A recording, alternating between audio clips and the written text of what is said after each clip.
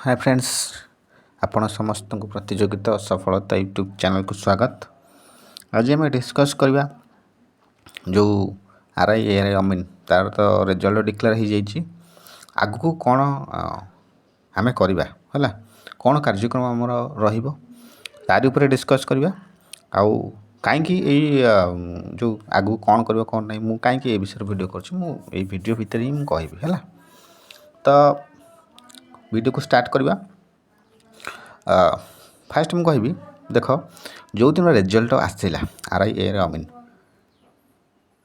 आपण मैंने समस्त तो जो मैंने वीडियो देखुं से मैंने निजे भावतु केते एक्साइटेड थे से दिन रिजल्ट देखला मत तो किसी जना भी पड़ानी कहीं रिजल्ट एमती आसला जमती कि माने आम गोटे गोटे हाइप गोटे थिला गोटे किंतु कामटा है बेलू माने जमती माने एमती है कि जमती गोटे एग्जांपल नवा गोटे पूरा जाक जमक गोटे मैरेज हम बोली गोटे हुआ लगी तो देखला बेलू कहीं जापारे मैरेज सर जाई टाइप जिनस RI अमीन जो रिजल्ट डिक्लेयर सेमती लगे बहुत हाइप था किंतु हाँ गोटे कौन एत दिन है पिला घोगा ये सी गवर्नमेंट केमी डिक्लेयर करमी प्रोसेस स्टार्ट कर से आरंभटा को ही सब पिला अपेक्षा करते एक्साइटमेंट सहित किंतु हेला कौन है माने एमती कामटा है जमती माने कहीं किसी कहे समस्ते चुप हो रे निज निजर कम कर व्यस्त रही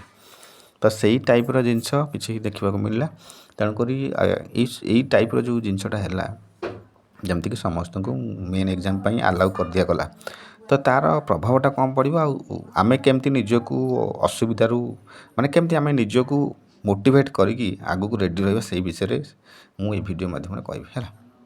प्रथम कथा जो रिजल्ट जो भाया बाहर जमी बाहर मु कहि जो मैंने हार्डवर्क करी एग्जामटा देते से माने ये रिजल्ट देखला से माने डिमोटिवेट हो गले कहीं ना से माने आशा करते हाँ किसी रैंकिंग फैंकिंग आमको मिल किंतु रैंक समस्त सेम हो गला एग्जाम प्रिलिम एग्जाम रिजल्ट जो आसला तो से डिमोटिवेट हो गले तापर जो मैंने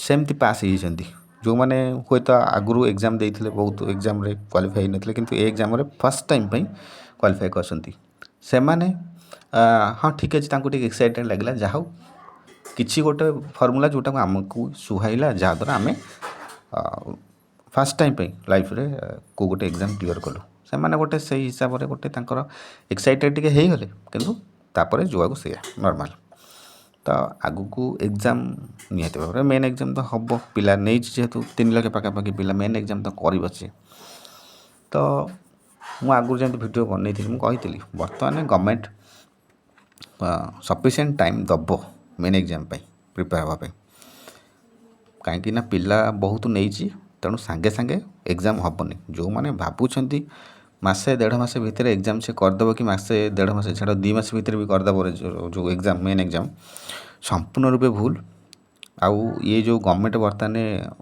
रूल करुँच ओडिशा रे ये गवर्नमेंट को मुझे बहुत भल भाव जानी आउ ये गवर्नमेंट माने सेतिकी चालाकी न होइथिले गोटे 5 थर गोटे कंजिक्यूटिव माने पूरा गोटे रो रे 5 थर CM जी पूर्व आम जो गवर्नमेंट थे ताको हटईदेला माने सेतिकी चालाकी न होइथिले गाड़ी पार न नेक्स्ट टार्गेट तो आमर वेस्ट बेंगल अच्छी वेस्ट बेंगल भी जहाँ लगुच परिवर्तन हम छाड़ आम पॉलिटिक्स जावानी माने मु कहया कथा गवर्नमेंट केते चालाक तेणुक से एमती गेम कर तुम स्टूडेंट माने निज निज भर बाड़िया पिटा तुम एकता को से भांगीदेव से तार जानी सी ता कायदा तेणु छाड़ सियाड़े जावानी आम देख जहाँ भी हो बर्तमान यहाँ गोटे माने पिला कौन किसी माने एक्साइटमेंटा पिलांकर कमिगला एग्जाम प्रिपरेशन करने से पढ़ा पिला हूँ कि एवरेज पिला हूँ समस्त एक्साइटमेंटा समस्त निजे निजक पचार सतरे कह RI अमीन रिजल्ट डिक्लेयर पर तुम मैंने मेन एग्जाम एक्साइटेड कि अच्छ प्रिपेयर कर जो बहुत पिला ପଢ଼ା ପିଲା ବି ତାଙ୍କର ସେମାନେ ଏକ୍ସାଇଟମେଣ୍ଟଟା ତାଙ୍କର କମିଗଲା ଏ ରେଜଲ୍ଟ ଡିକ୍ଲେୟାର ପରେ। ତେଣୁକରି ସେ ନିଜକୁ କେମିତି ମୋଟିଭେଟ୍ କରିକି ରଖିବା ମୁଁ କହିବି ବର୍ତ୍ତମାନ। ଛାଡ଼, ଯାହା ତ ସରିଯାଇଛି ତାକୁ ଆମେ ବଘାରି କିଛି ଲାଭ ନାହିଁ। ବର୍ତ୍ତମାନ ମୁଁ କହିବି ଆଗକୁ କ'ଣ କରିବା। ଦେଖ, ବର୍ତ୍ତମାନ ସବୁ ପିଲା ନର୍ମାଲ୍ ଅଛନ୍ତି। କେହି ଗୋଟେ ମାନେ କାହାର ସେମିତି ସେ ଗୋଟେ ଏନର୍ଜାଇଜ୍ ହେଇକି ଗୋଟେ ପ୍ରିପେୟାର କରୁଛି ମେନ୍ ଏକ୍ଜାମ୍ ପାଇଁ, ସେମିତି ବହୁତ ରେୟାର୍ ପିଲା ମିଳିବେ। ନହେଲେ ପ୍ରାୟ ପିଲା ନର୍ମାଲ୍ ଅଛନ୍ତି। ହଁ, ଏ ଡେଟ୍ ଆସୁ ତାପରେ ପ୍ରିପେୟାର କରିବା, ଏଇଭଳିଆ ପିଲା ଅଛନ୍ତି। ଡେଟ୍ ଆସିଲେ ପ୍ରିପେୟାର କରିବେ। ତ ଆମେ ଡେଟ୍ ଆସିବା ପର୍ଯ୍ୟନ୍ତ ଅପେକ୍ଷା ନ କରି ମୁଁ ଭାବୁଛି ଏବେଠାରୁ ଲାଗିଗଲେ ଆମେ ଟିକେ ରେଜଲ୍ଟଟା ଭଲ କରିପାରିବା। କାହିଁକିନା ଯେତିକି ପିଲା ନେଇଛି ସେଇ ହିସାବରେ ଦେଖିଲେ ବହୁତ ପିଲା କଟିବେ ମେନ୍ ଏକ୍ଜାମ୍ରେ। ତେଣୁ ରେଜଲ୍ଟଟାକୁ ଯେତେ ଭଲ କରିବେ ତୁମେ କ୍ୱାଲିଫାଏ କରିବାର ସମ୍ଭାବନାଟା ବଢ଼ିବ ନିଜର। ସେଥିପାଇଁ ଡେଟ୍ ଆସିଲା ପରେ ପ୍ରିପାରେସନ୍ କରିବା ପାଇଁ ଅପେକ୍ଷା ନ କରିକି ଏବେଠାରୁ ପ୍ରିପେୟାର କର। ଡେଟ୍ ଯେତେବେଳେ ଆସୁଛି ଆସୁ। ଗଭର୍ଣ୍ଣମେଣ୍ଟ ତ ନିହାତି ଭାବରେ ମୁଁ କହିଛି ଟାଇମ୍ ଦେବ ସଫିସିଏଣ୍ଟ। ମିନିମମ୍ 90 ଡେ ଧରିକି ଚାଲନ୍ତୁ। 90 ଡେ ମିନିମମ୍ ତ ଦେବ। ମ୍ୟାକ୍ସିମମ୍ ତ ଅଛି ଯେତେ ବି ଦେଇପାରେ, କିନ୍ତୁ ମିନିମମ୍ 90 ଡେଜ୍ ଦେବ ହିଁ ଦେବ। କାହିଁକିନା ଯେତିକି ପିଲା ନେଇଛି ସେଣ୍ଟର ଆରେଞ୍ଜମେଣ୍ଟ ବହୁତ ଜିନିଷ ଅଛି, ସେ ତ କରିବ ନା ସେ। ତେଣୁ ଟାଇମ୍ ଅଛି ହେଲା।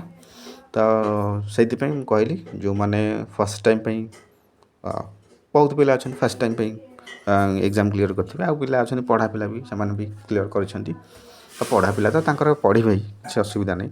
କିନ୍ତୁ ଯେଉଁମାନେ ଫାର୍ଷ୍ଟ ଟାଇମ୍ ପାଇଁ କ୍ଲିୟର୍ କରିଛନ୍ତି ଆଉ ଆଭରେଜ୍ ପିଲା, ସେମାନେ ସମସ୍ତଙ୍କୁ ମୁଁ କହୁଛି ସମସ୍ତେ ପଢ଼। ଦେଖ, ଏକ୍ଜାମ୍ କମ୍ପିଟେଟିଭ୍ ଏକ୍ଜାମ୍ ଗୋଟେ ଏମିତି ଏକ୍ଜାମ୍ ଯେଉଁଠି ଲକ୍ର ବହୁତ ମହତ୍ତ୍ୱ ରହୁଛି। ଲକ୍ ଫେଭର୍ କରିବ, ଗୋଟିଏ ଆଭରେଜ୍ ପିଲା ଚାକିରିଟା କରିଦେବ। ଲକ୍ ଫେଭର୍ କରିବନି, ଗୋଟେ ହାର୍ଡ଼ୱାର୍କ ପିଲା ବି ଲାଷ୍ଟ ଷ୍ଟେଜ୍ରେ ଏଲିମିନେଟ୍ ହେଇଯିବ। ତେଣୁକରି ଲକ୍ ଫେଭର୍ କରିବା ନିହାତି ଜରୁରୀ କମ୍ପିଟେଟିଭ୍ ଏକ୍ଜାମ୍ରେ। ତେଣୁକରି ହାର୍ଡ଼ୱାର୍କଟା ଜାରି ରହୁ। ସିଏ ଟପ୍ ଲେଭେଲ୍ ପିଲା ହେଉ କିମ୍ବା ଆଭରେଜ୍ ପିଲା ହେଉ, ନିଜର ପ୍ରିପାରେସନ୍ଟାକୁ ଆଜିଠାରୁ କଣ୍ଟିନ୍ୟୁ ମାନେ ଷ୍ଟାର୍ଟ କରିଦିଅ। ଆଉ କଣ୍ଟିନ୍ୟୁ ରଖ ଯେତେବେଳେ ଯାଏ ମେନ୍ ଏକ୍ଜାମ୍ ନ ସରିଛି। ନହେଲେ ଭାବୁଥିବ ମେନ୍ ଏକ୍ଜାମ୍ ଡେଟ୍ ଆସୁ ପଢ଼ିବି, ଡେଟ୍ ଯେତେବେଳେ ଆସିବ ସେତେବେଳେ ଆଉ ହାତରେ ଟାଇମ୍ ନଥିବ। ବାଧ୍ୟ ହୋଇକି କ'ଣ କରିବ, ଛାଡ଼ ଯେତିକି ଟାଇମ୍ ତା ଭିତରେ ତ କିଛି କରିହେବନି।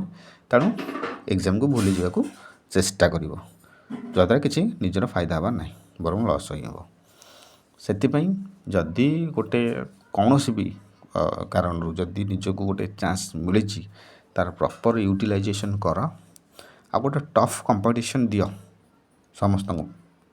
ନିଜେ ପଢ଼ିଲେ ସମସ୍ତଙ୍କ ପାଇଁ ଗୋଟେ ଟଫ୍ କମ୍ପିଟେଟର୍ ତୁମେ ହେଇପାରିବ। ଆଉ ହଁ, ଗୋଟେ ପାସ୍ ହେଇଗଲି ପଢ଼ାପଢ଼ି ତ ମୁଁ କରେନି, ଛାଡ଼ ମେନ୍ ଏକ୍ଜାମ୍ କ'ଣ ଦେବା, ଏମିତି ଭାବିଲେ କିଛି ହେବନି। ଚାନ୍ସ ଗୋଟେ ମିଳିଛି ମାନେ ୟୁଟିଲାଇଜ୍ କର ନିଜର ସମୟ ଆଉ ନିଜର ଏନର୍ଜିକୁ, ହେଲା। ଅପୋଜିସନ୍ ପାଇଁ ଗୋଟେ ଟଫ୍ କମ୍ପିଟେଟର୍ ହେବାକୁ ଚେଷ୍ଟା କର, ଦେଖିବ ଲାଇଫ୍ରେ ଆଗକୁ ଯିବ। ହଉ, ରହୁଛି। ନେକ୍ସଟ ଭିଡ଼ିଓରେ ଦେଖା ହେବ।